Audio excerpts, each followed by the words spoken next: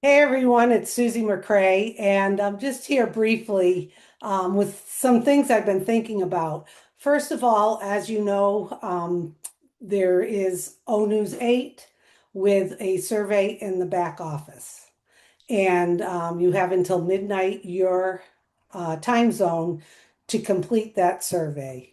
It's very simple yet powerful, simple yet powerful.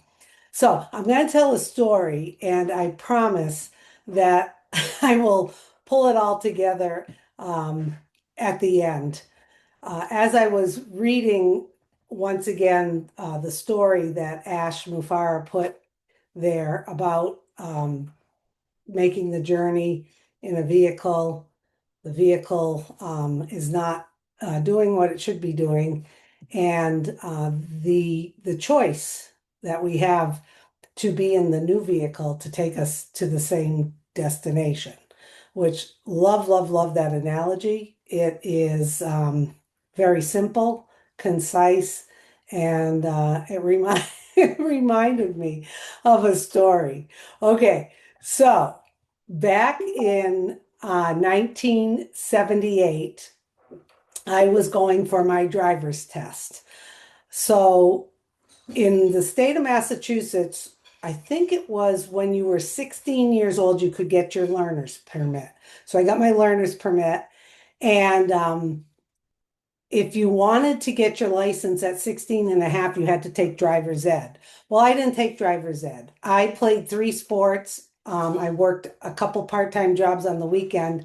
I I chose not to take driver's ed and wait until I turned 17 to take the driver's test. My dad had showed me how to drive and taught me, my siblings, friends. I was a good driver. I passed the test. So we had in our family this big old Chrysler Newport. It was green. We jokingly called it the cheese box. It was this big, long car, almost with fins. I think, yeah, it was a Chrysler New Yorker. Anyhow, that's what I had to do my driver's test in. So you get to bring a parent or an adult with you. So I brought mom, and we went down in the cheese box to the Registry of Motor Vehicles. I had already passed the written test, so now was my driving test. And I knew that this car had trouble, but I had my fingers and toes crossed that I'd get through the driver's test without any trouble. So I was a little stressed. My mom was a little stressed in the back seat. So out comes this big burly officer with the hat on, registry officer. And he had his whole uniform on. Big guy. So he opens the car door, he gets in the car, he shuts he shuts the door, and the glove box opens up, the glove compartment opens up onto his knees, and all the stuff falls out. There were like, back then you had maps, there was flashlights, all the stuff comes out. And I'm sitting there like, oh my God, something's going wrong already. So I said, I'm sorry. He goes, it's okay. And he's like shoving it, shoving it up, stuffing the stuff back in, and he got it to close. He says to me, okay, before we go, I want you to roll down your window because I want you to use your hand displays, right turn, left turn, slow down, yield, whatever. I said, well, we might have a problem. I said, the window only goes down this much. So, my arm, I said, but if you go outside and you press on it with me, and back then it wasn't electric windows. He goes, never mind, never mind. He was very stern. Never mind. You're going to use your directionals. I said, okay. So I'm off to a great start on my driver's test. I'm looking in the rear view. My mother's back there like this. I have sweaty armpits. I said, okay. So we start pulling out of the parking lot, and he tells me to take a right, and there's a little there's a little bump as you leave the parking lot. We go over the bump, boom, the glove compartment opens again on top of this guy. And he's trying to shove it in, shove it, and it wouldn't close. So it just kind of was sitting there on his knees. So I was like, oh my goodness. So I drive down and he's like, take a left on Barrett Street. So I put on my directional, take a left, I go up, and he goes, pull the car over to the right. So I put my directional over, I pull it over to the right. I don't hit the curb or anything. I pulled it up perfectly.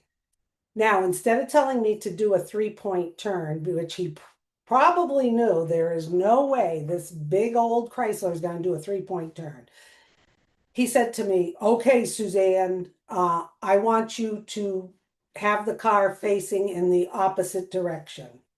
So I kind of was like, phew, no 3-point turn.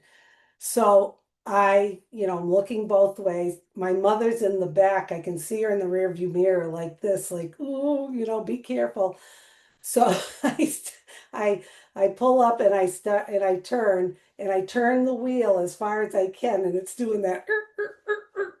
And then I turn it the other way. Boom, boom, boom, boom, boom. And as I'm backing up, I see my mother's eyes like wide open in the back as I was getting closer to the curb as I'm turning the car around. And she's just like this with her eyes. And I'm like, you didn't have a backup mirror. We barely had like side mirrors.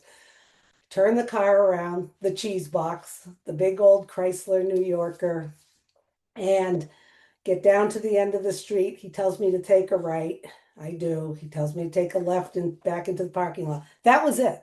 That was my driving test. And I thought for sure he was going to, flunk me totally.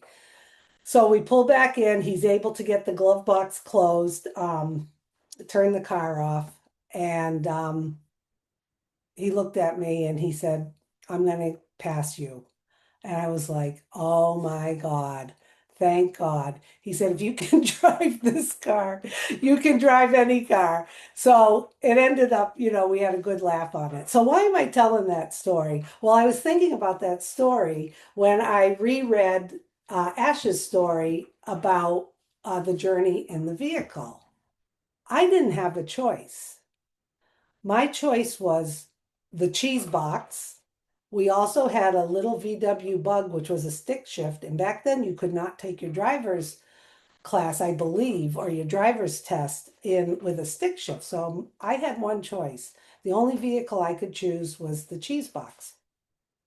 And that was it. So had someone like on that journey offered me the choice to get into a brand new vehicle that was going to get me to my destination, that was going to get me my driver's license and pass it, I would have the choice was simple. I would have said Yahoo.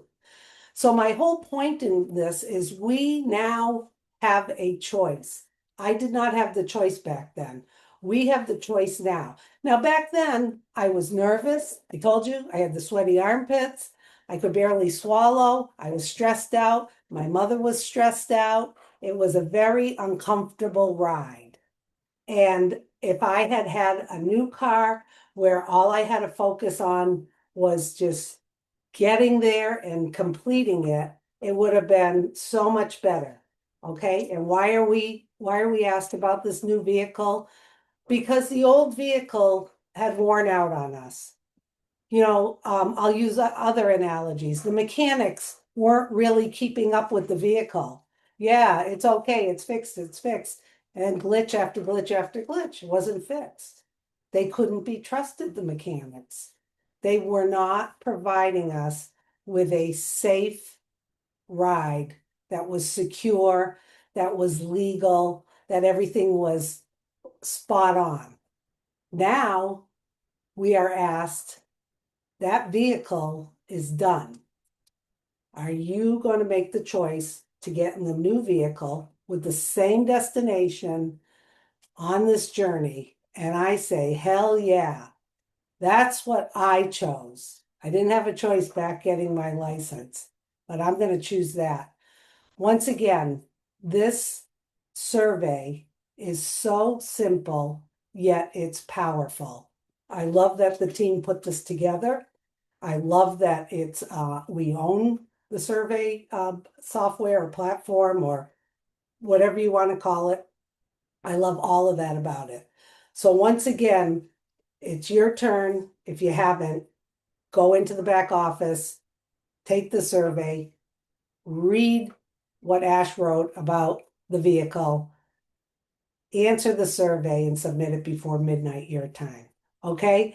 Anyway, I hope you enjoyed my story and have a great day, everyone. Love you. Mwah.